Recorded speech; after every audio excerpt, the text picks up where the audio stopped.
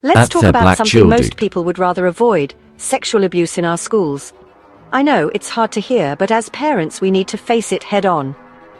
Right now, sexual harassment and abuse are so common in UK schools that kids barely even bother reporting it. Let's start with the numbers. A staggering 90% of girls and half of boys say they've been sent explicit sexual material they didn't ask for.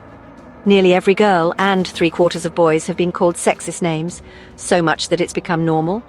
It's everywhere in the corridors, online, and even at home. And this isn't just secondary schools. Over 1,600 primary schools, yes, primary, have been named for sexual abuse incidents. We're talking about children as young as 5. 5-year-olds reporting groping, forced sexual acts, even rape. If that doesn't make you pause, I don't know what will. Online, things are just as grim. Nearly a third of 12 to 15-year-olds say they've seen worrying or nasty stuff online. And almost a fifth of all police-recorded child sexual offences now have an online element. Most images of child sexual abuse online? They involve children aged just 11 to 13. But here's the real gut punch. Our systems are failing these children. When kids try to speak out, they're ignored, especially if they're Asian, Black, or of mixed heritage. Too often, professionals just don't believe them, brushing off their pain as lies. Only a quarter of schools even offer confidential digital reporting. And most teachers say they don't feel equipped to handle what children are telling them. Relationships and sex education? It's described by students as too little, too late. Teachers aren't given the training they need, so children turn to their mates, or worse, the internet, for answers. Then there's the toxic mix of racism and neglect. From 2022 to 2024, 27 Black, Asian, or mixed heritage children died after professionals ignored warning signs because of racial bias.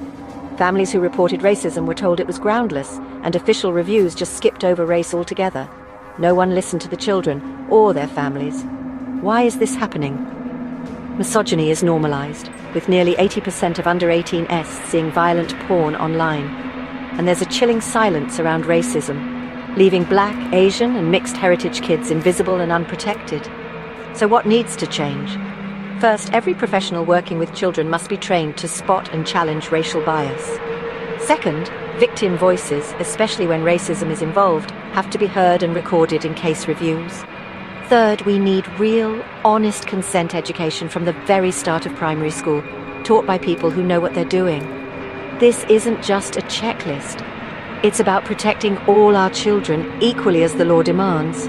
If we don't tackle racism and misogyny and safeguarding, we leave kids at risk. And that's something, as parents, none of us can ignore.